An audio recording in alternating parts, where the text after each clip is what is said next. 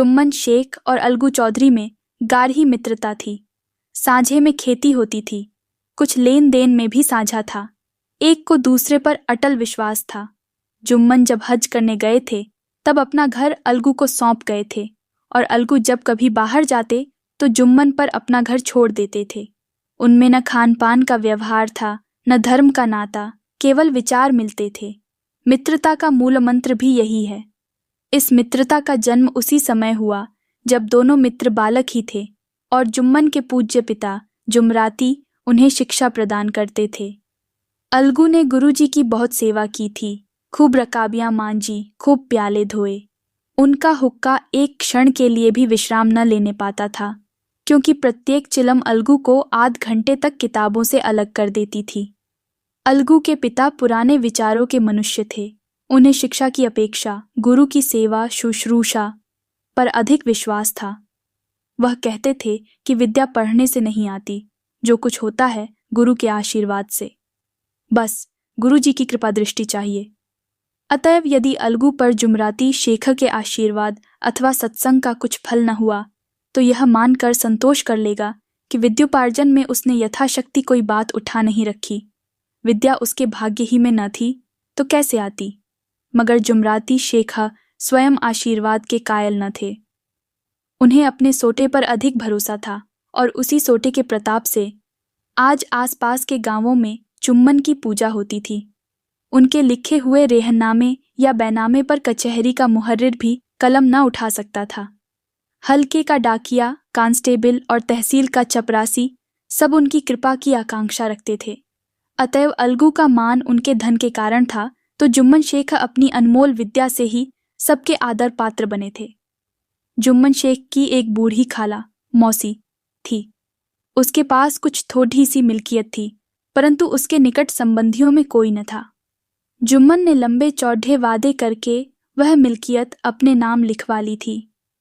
जब तक दानपत्र की रजिस्ट्री न हुई थी तब तक खालाजान का खूब आदर सत्कार किया गया।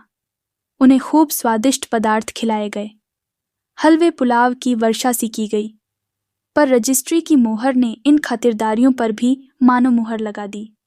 जुम्मन की पत्नी करीमन रोटियों के साथ कड़वी बातों के कुछ तेज तीखे सालन भी देने लगी। जुम्मन शेख भी निठुर हो गए। अब बेचारी खालाजान को प्रायः नित्य ही ऐसी बातें सुननी पड़ती थीं। बुढ़िया न जाने कब तक जिएगी। 2-3 बीघे ऊसर क्या दे दिया, मानो मोल ले लिया है। बघारी दाल के बिना रोटियां नहीं उतरती। जितना रुपया इसके पेट में झोंक चुके उतने से तो अब तक गांव मोल ले लेते। कुछ दिन खालाजान ने सुना और सहा, पर जब न सहा गया तब जुम्मन से शिकायत की। जुम्मन ने स्थानीय कर्मचारी गृहस्वामी के प्रबंध में दखल देना उचित न समझा। कुछ दिन तक और यूं ही रोध होकर काम चलता रहा। अंत में एक दिन खाला ने जुम्मन से कहा, बेटा, तुम्हारे साथ मेरा निर्वाह न होगा। तुम मुझे रुपए दे दिया करो, मैं अपना पका खा लूंगी। जुम्मन ने धृष्टता के साथ उत्तर दिया, रुपए क्या यहाँ फलते हैं? खाला ने नम्रता से कहा, मुझे कुछ रूखा सूखा चाहिए भी कि नहीं? जुम्मन ने गंभीर स्वर से जवाब दिया, तो कोई यह थोड़े ही समझा था कि तुम मौत से लड़कर आई हो। खाला बिगड़ गई। उन्होंने पंचायत करने की धमकी दी। जुम्मन हंसे, जिस तरह कोई शिकारी हिरन को जाल की तरफ जाते देखकर मन ही मन हंसता है। वह बोले, हाँ, जरूर पंचायत करो, फैसला हो जाए। मुझे भी यह रात दिन की खटखट पसंद नहीं। पंचायत में किसकी जीत होगी, इस विषय में जुम्मन को कुछ भी संदेह न था। आसपास के गांवों में ऐसा कौन था जो उसके अनुग्रहों का ऋणी न हो? ऐसा कौन था जो उसको शत्रु बनाने का साहस कर सके? किसमें इतना बल था जो उसका सामना कर सके? आसमान के फरिश्ते तो पंचायत करने आएंगे नहीं। इसके बाद कई दिन तक बूढ़ी खाला हाथ में एक लकड़ी लिए आसपास के गांवों में दौड़ती रहीं। कमर झुककर कमान हो गई थी। एक एक पग चलना दूभर था, मगर बात आ पड़ी थी। उसका निर्णय करना जरूरी था। बिरला ही कोई भला आदमी होगा जिसके सामने बुढ़िया ने दुख के आंसू न बहाए। हाँ, किसी ने तो यूं ही ऊपरी मन से हूं हाँ करके टाल दिया और किसी ने इस अन्याय पर जमाने को गालियां दी। कहा कब्र में पांव लटके हुए हैं, आज मरे कल दूसरा दिन, पर हवस नहीं मानती। अब तुम्हें क्या चाहिए? रोटी खाओ और अल्लाह का नाम लो। तुम्हें अब खेती बाड़ी से क्या काम है? कुछ ऐसे सज्जन भी थे जिन्हें हास्य रस के रसास्वादन का अच्छा अवसर मिला। झुकी हुई कमर, पोपला मुंह, सन के से बाल, इतनी सामग्री एकत्र हों तब हंसी क्यों न आए। ऐसे न्यायप्रिय, दयालु, दीन वत्सल पुरुष बहुत कम थे जिन्होंने उस अबला के दुखड़े को गौर से सुना हो और उसको सांत्वना दी हो। चारों ओर से घूम घाम कर बेचारी अलगू चौधरी के पास आई, लाठी पटक दी और दम लेकर बोली, बेटा तुम भी दम भर के लिए मेरी पंचायत में चले आना। अलगू, मुझे बुलाकर क्या करोगी? कई गांव के आदमी तो आएंगे ही। खाला अपनी विपत तो सबके आगे रो आई। अब आने न आने का अख्तियार उनको है। अलगू, यूं आने को आ जाऊंगा मगर पंचायत में मुंह न खोलूंगा। खाला, क्यों बेटा? अलगू, अब इसका क्या जवाब दूं? अपनी खुशी। जुम्मन मेरा पुराना मित्र है, उसे बिगाड़ नहीं कर सकता। खाला बेटा, क्या बिगाड़ के डर से ईमान की बात न कहोगे?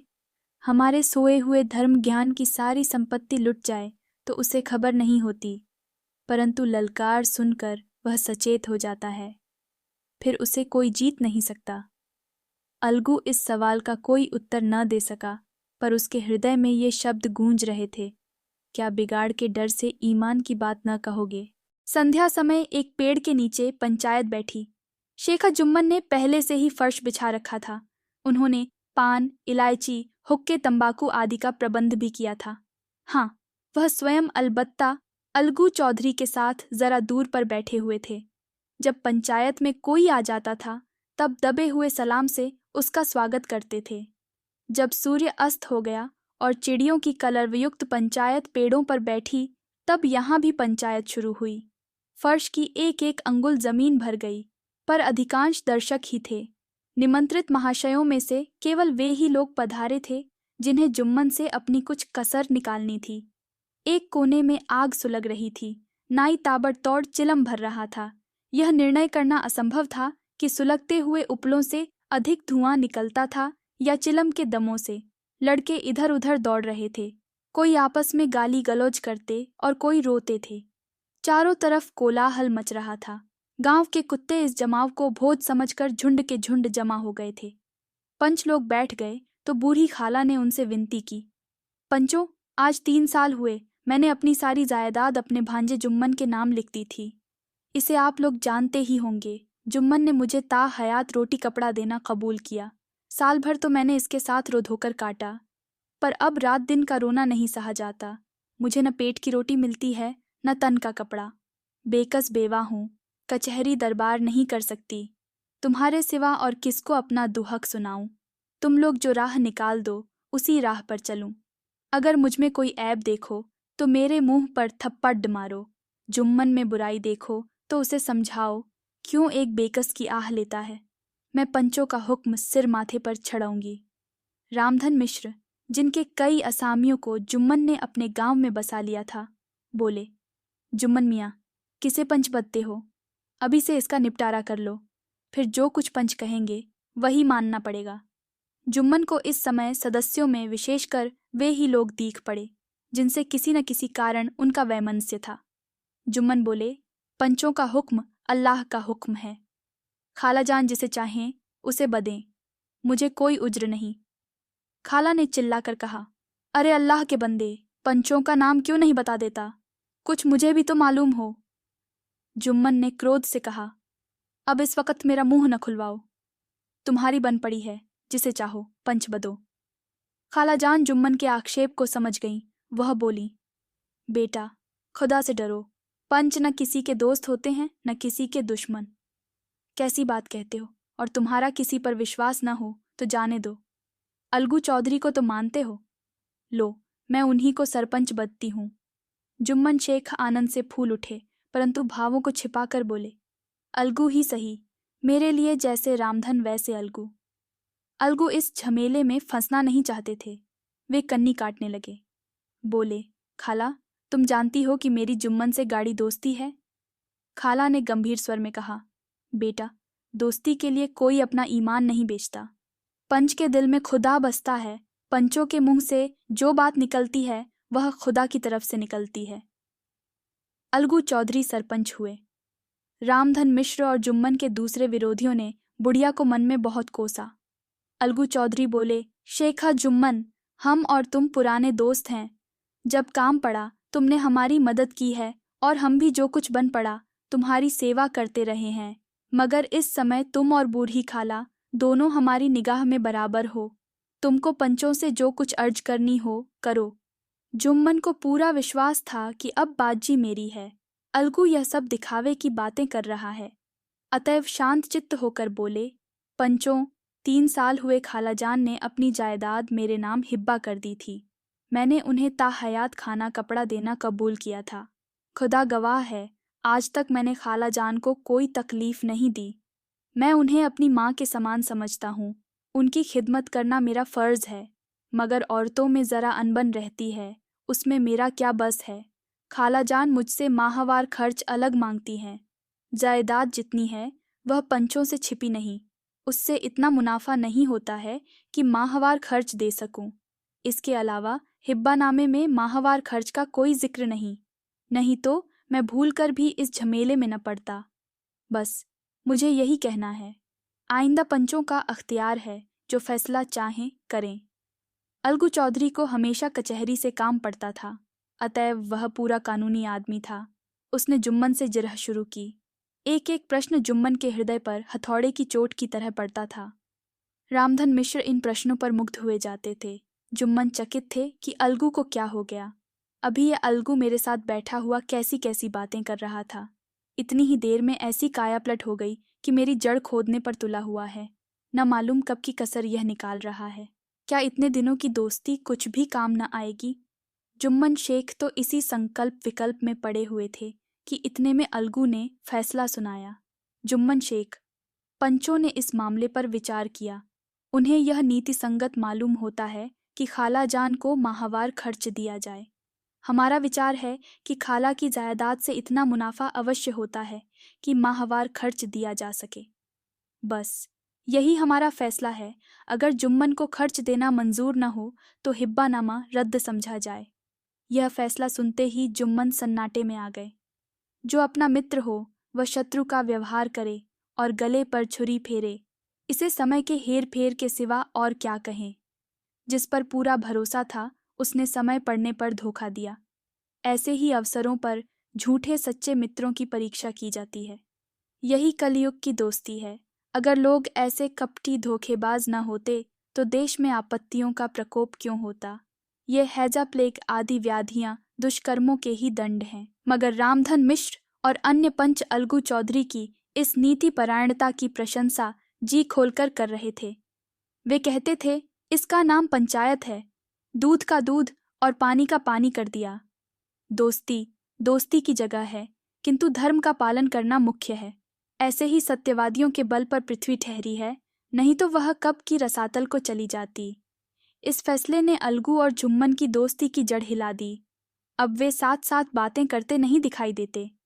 इतना पुराना मित्रता रूपी वृक्ष सत्य का एक झोंका भी न सह सका। सचमुच वह बालू की ही जमीन पर खड़ा था। उनमें अब शिष्टाचार का अधिक व्यवहार होने लगा। एक दूसरे की आवभगत ज्यादा करने लगा। वे मिलते जुलते थे, मगर उसी तरह जैसे तलवार से डाल मिलती है। जुम्मन के चित्त में मित्र की कुटिलता आठों पहर खटका करती थी। उसे हर घड़ी यही चिंता रहती थी कि किसी तरह बदला लेने का अवसर मिले। अच्छे कामों की सिद्धि में बड़ी देर लगती है, पर बुरे कामों की सिद्धि में यह बात नहीं होती। जुम्मन को भी बदला लेने का अवसर जल्द ही मिल गया। पिछले साल अलगू चौधरी बटेसर से बैलों की एक बहुत अच्छी गोई मोल लाए थे। बैल पछाई जाति के सुंदर बड़े बड़े सींगों वाले थे। महीनों तक आसपास के गांव के लोग दर्शन करते रहे। दैव योग से जुम्मन की पंचायत के 1 महीने के बाद इस जोड़ी का एक बैल मर गया। जुम्मन ने दोस्तों से कहा, यह दगाबाजी की सजा है। इंसान सब्र भले ही कर जाए, पर खुदा नेकबद सब देखता है। अलगू को संदेह हुआ कि जुम्मन ने बैल को विष दिला दिया है। चौधराइन ने भी जुम्मन पर ही इस दुर्घटना का दोषारोपण किया। उसने कहा, जुम्मन ने कुछ कर करा दिया है। चौधराइन और करीमन में इस विषय पर एक दिन खूब ही वाद विवाद हुआ। दोनों देवियों ने शब्द बाहुल्य की नदी बहा दी। व्यंग्य, वक्रोक्ति, अन्योक्ति और उपमा आदि अलंकारों में बातें हुईं। जुम्मन ने किसी तरह शांति स्थापित की। उन्होंने अपनी पत्नी को डांट डपट कर समझा दिया। वह उसे उस रणभूमि से हटा भी ले गए। उधर अलगू चौधरी ने समझाने बुझाने का काम अपने तर्कपूर्ण सोंटे से लिया। अब अकेला बैल किस काम का? उसका जोड़ बहुत ढूंढा गया पर न मिला। निदान यह सलाह ठहरी कि इसे बेच डालना चाहिए। गांव में एक समझू साहू थे, वह इक्का गाड़ी हाँकते थे। गांव के गुड़ घी लाद कर मंडी ले जाते, मंडी से तेल नमक भर लाते और गांव में बेचते। इस बैल पर उनका मन लहराया। उन्होंने सोचा, यह बैल हाथ लगे तो दिन भर में बेखटके 3 खेप हों। आजकल तो एक ही खेप में लाले पड़े रहते हैं। बैल देखा, गाड़ी में दौड़ाया, बाल भौरी की पहचान कराई, मोल तोल किया और उसे लाकर द्वार पर बांध ही दिया। 1 महीने में दाम चुकाने का वादा ठहरा। चौधरी को भी गरज थी ही, घाटे की परवाह न की। समझू साहू ने नया बैल पाया तो लगे उसे रगेदने। वह दिन में 3-3, 4-4 खेपें करने लगे। न चारे की फिक्र थी न पानी की, बस खेपों से काम था। मंडी ले गए, वहां कुछ सूखा भूसा सामने डाल दिया। बेचारा जानवर अभी दम भी न लेने पाया था कि फिर जोत दिया। अलगू चौधरी के घर था तो चैन की बंशी बजती थी। बैल राम छठे छमाहे कभी बहली में जोते जाते थे। खूब उछलते कूदते और कोसों तक दौड़ते चले जाते थे। वहां बैल राम का रातिब था साफ पानी, दली हुई अरहर की दाल और भूसे के साथ खली। और यही नहीं, कभी कभी घी का स्वाद भी चखने को मिल जाता था। शाम सवेरे एक आदमी खरहरे करता, पोंछता और सहलाता था। कहाँ वह सुख चैन, कहाँ यह 8 पहर की खपत। महीने भर ही में वह पिस्सा गया। इक्के का जुआ देखते ही उसका लहू सूख जाता था। एक एक पग चलना दूबर था, हड्डियां निकल आई थीं, पर था वह पानीदार, मार की बर्दाश्त न थी। एक दिन चौथी खेप में साहू जी ने दूना बोझ लादा। दिन भर का थका जानवर, पैर न उठते थे, पर साहू जी कोड़े फटकारने लगे। बस फिर क्या था, बैल कलेजा तोड़कर चला। कुछ दूर दौड़ा और चाहा कि जरा दम ले लूं, पर साहू जी को जल्द पहुंचने की फिक्र थी। अतएव उन्होंने कई कोड़े बड़ी निर्दयता से फटकारे। बैल ने एक बार फिर झोर लगाया, पर अब की बार शक्ति ने जवाब दे दिया। वह धरती पर गिर पड़ा और ऐसा गिरा कि फिर न उठा। साहू जी ने बहुत पीटा, टांग पकड़ कर खींचा, नथनों में लकड़ी ठूंस दी, पर कहीं मृतक भी उठ सकता है। तब साहू जी को कुछ शक हुआ। उन्होंने बैल को गौर से देखा, खोलकर अलग किया और सोचने लगे कि गाड़ी कैसे घर पहुंचे। बहुत चीखे चिल्लाए, पर देहात का रास्ता बच्चों की आंख की तरह सांझ होते ही बंद हो जाता है। कोई नजर न आया, आसपास कोई गांव भी न था। मारे क्रोध के उन्होंने मरे हुए बैल पर और दुर्रे लगाए और कोसने लगे अभागे। तुझे मरना ही था तो घर पहुंचकर मरता, ससुरा बीच रास्ते ही में मर रहा, अब गाड़ी कौन खींचे। इस तरह साहू जी खूब जले भुने। कई बोरे गुड़ और कई पीपे घी उन्होंने बेचे थे। 200-250 रुपए कमर में बंधे थे। इसके सिवा गाड़ी पर कई बोरे नमक के थे, अतएव छोड़कर जा भी न सकते थे। लाचार बेचारे गाड़ी पर ही लेट गए। वहीं रतजगा करने की ठान ली, चिलम पी, गाया, फिर हुक्का पिया। इस तरह साहू जी आधी रात तक नींद को बहलाते रहे। अपनी जान में तो वह जागते ही रहे, पर पौ फटते ही जो नींद टूटी और कमर पर हाथ रखा तो थैली गायब। घबराकर इधर उधर देखा तो कई कनस्तर तेल भी न दारत। अफसोस में बेचारे ने सिर पीट लिया और पछाड़ खाने लगा। प्रातःकाल रोते बिलखते घर पहुंचे। सहुआइन ने जब यह बुरी सुनावनी सुनी तब पहले तो रोई, फिर अलगू चौधरी को गालियां देने लगी। निगोड़े ने ऐसा कुलच्छनी बैल दिया कि जन्म भर की कमाई लुट गई। इस घटना को हुए कई महीने बीत गए। अलगू जब अपने बैल के दाम मांगते तब साहू और सहुआइन दोनों ही झल्लाए हुए कुत्ते की तरह चढ़ बैठते और अंड-बंड बकने लगते, वाह, यहाँ तो सारे जन्म की कमाई लुट गई, सत्यानाश हो गया, इन्हें दामों की पड़ी है। मुर्दा बैल दिया था, उस पर दाम मांगने चले हैं। आंखों में धूल झोंक दी, सत्यानाशी बैल गले बांध दिया, हमें निरा पोंगा ही समझ लिया है। हम भी बनिए के बच्चे हैं, ऐसे बुद्धू कहीं और होंगे। पहले जाकर किसी गड्ढे में मुंह धो आओ, तब दाम लेना। न जी मानता हो तो हमारा बैल खोल ले जाओ, महीना भर के बदले 2 महीना जोत लो। और क्या लोगे? चौधरी के अशुभ चिंतकों की कमी न थी। ऐसे अवसरों पर वे भी एकत्र हो जाते और साहू जी के बर्राने की पुष्टि करते, परंतु 150 रुपए से इस तरह हाथ धो लेना आसान न था। एक बार वह भी गर्म पड़े। साहू जी बिगड़कर लाठी ढूंढने घर में चले गए। अब सहुआइन ने मैदान लिया। प्रश्नोत्तर होते होते हाथापाई की नौबत आ पहुंची। सहुआइन ने घर में घुसकर किवाड़ बंद कर ली। शोरगुल सुनकर गांव के भले मानस जमा हो गए। उन्होंने दोनों को समझाया, साहू जी को दिलासा देकर घर से निकाला। वह परामर्श देने लगे कि इस तरह से काम न चलेगा, पंचायत कर लो, जो कुछ तय हो जाए उसे स्वीकार कर लो। साहू जी राजी हो गए। अलगू ने भी हामी भर ली। पंचायत की तैयारियां होने लगीं। दोनों पक्षों ने अपने अपने दल बनाने शुरू किए। इसके बाद तीसरे दिन उसी वृक्ष के नीचे पंचायत बैठी। वही संध्या का समय था। खेतों में कौए पंचायत कर रहे थे। विवादग्रस्त विषय था यह कि मटर की फलियों पर उनका कोई स्वत्व है या नहीं, और जब तक यह प्रश्न हल न हो जाए तब तक वे रखवाले की पुकार पर अपनी अप्रसन्नता प्रकट करना आवश्यक समझते थे।